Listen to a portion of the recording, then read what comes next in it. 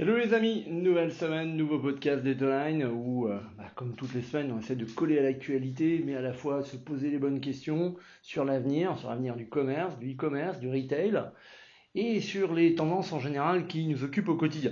Cette semaine, on va parler de ralentissement économique. Je sais, ça fait peur, je sais, c'est pas toujours évident, mais surtout de comment attirer ou de reconquérir des clients en cette période de ralentissement économique. Pour ceux qui adorent la vente comme moi, la vente c'est fun. La vente c'est cependant un métier difficile. En effet, nous avons un climat actuel qui est loin d'être évident, des ralentissements économiques, de l'inflation, beaucoup de phénomènes extérieurs. 2022 aura été une année qui aura été vraiment été difficile, avec encore une fois ce dilemme de l'inflation, même si on nous dit que l'inflation est en train de ralentir, cependant on a un contexte qui est quand même loin d'être évident, à la fois dans le monde de l'entreprise, auprès de nos clients, qu'ils soient B2B ou B2C, finalement cette inflation est de notre quotidien. Il y a aussi le phénomène de pénurie de matériaux. On a pu connaître il y a quelques mois le phénomène de l'huile de tournesol due essentiellement à la guerre en Ukraine, mais pas que. Aujourd'hui, on a des problèmes d'approvisionnement dans tous les matériaux du BTP, du bâtiment, mais pas que. Ce matin, encore une fois, en enregistrant ce podcast, j'écoutais la télé, la radio, et j'entendais qu'une usine Renault qui fabrique les Renault Zoé vont être mis à l'arrêt pendant plusieurs semaines dû au fait qu'on n'a pas les matériaux pour fabriquer les microprocesseurs, pour fabriquer cette voiture électrique.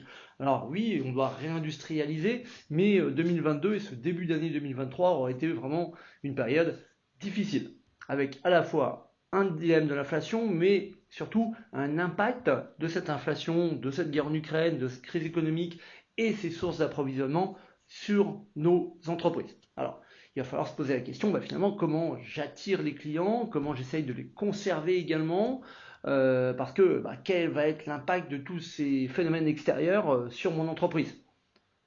Comment je vais pouvoir attirer, comment je vais pouvoir conserver? Dans un premier temps, il va falloir déjà prévenir la perte de clientèle. Il va falloir arrêter de survendre votre produit. Oui, parfois, je vois certains de mes clients qui n'osent pas monter leur prix et qui dénigrent parfois leurs produits, mais au contraire, j'en vois également qui parfois survendent leurs produits. Attention, tout le monde ne vend pas une Rolls Royce. Il va falloir, encore une fois, dans votre argumentaire, mettre l'accent sur la vitesse de création de valeur, la valeur ajoutée. Aujourd'hui, on cherche tous comment gagner de l'argent rapidement.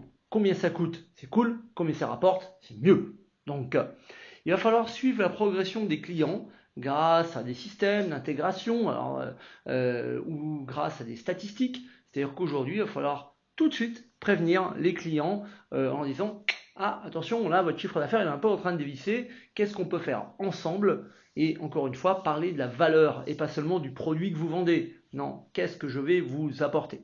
Et puis, une des règles de l'inbound marketing, c'est de trouver des ambassadeurs. Mais les ambassadeurs, ils peuvent être en interne comme ils peuvent être en externe. Ne pas se concentrer uniquement sur les décideurs. Aujourd'hui, il va falloir influencer la prise de décision, car la plupart des décideurs dans les entreprises aujourd'hui ont peur. Donc ça veut dire qu'il va falloir peut-être montrer la vraie valeur ajoutée de votre produit. Et puis mettre en valeur et mettre en œuvre les réussites clients. Soignez la communication avec vos clients, mesurez leur satisfaction. Aujourd'hui, dans ces périodes de crise, on a besoin de communiquer, communiquer et encore communiquer. Montrez ce que vous faites, dites ce que vous faites, réalisez-le et surtout montrez que ça marche. Et n'ayez pas peur de dire lorsque ça ne marche pas. Il n'y a pas de honte. La seule honte, c'est surtout de ne pas le dire. Il va falloir se concentrer sur les objectifs commerciaux de vos clients, mais surtout de vos clients plutôt que sur les vôtres. Aujourd'hui, montrez à vos clients que vous allez pouvoir leur ramener une valeur ajoutée et vous allez voir que indirectement, vos objectifs commerciaux à vous vont augmenter. Il va falloir associer vos solutions aux objectifs et aux résultats clés de vos clients. Encore une fois, le penser client, lorsqu'on doit attirer de nouveaux clients ou lorsqu'on doit fidéliser les clients actuels dans ces périodes d'inflation et dans ces périodes de crise, il va falloir bien sûr se fixer sur pensée client. Voilà. Le patron d'Amazon, il y a quelques années, disait que un de leurs fers de lance, une de leurs manières de penser, c'était penser client et attendre. Et bien c'est vraiment ça. C'est-à-dire que faut prendre exemple également sur les meilleurs, penser client et attendre.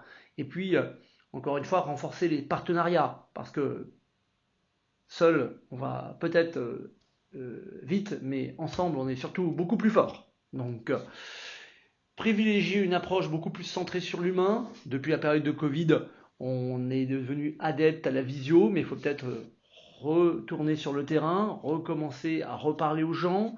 C'est comme ça qu'à un moment donné, on va prévenir la perte de la clientèle, montrer qu'on est présent, et puis intégrer le client dans la feuille de route du produit, c'est-à-dire peut-être faire des choix sur un certain nombre d'éléments qui n'auraient pas dû être mis en place. Peut-être arrêter le circuit de production à un certain step, tout simplement parce que tout le reste, c'est presque du superflu et votre client n'en a pas besoin. Il va falloir penser réactivité, mais penser résultat rapide. Et puis il va falloir améliorer constamment la valeur et les résultats par rapport à l'apport de données. Tiens, la data également. Il va falloir vraiment se concentrer sur la data.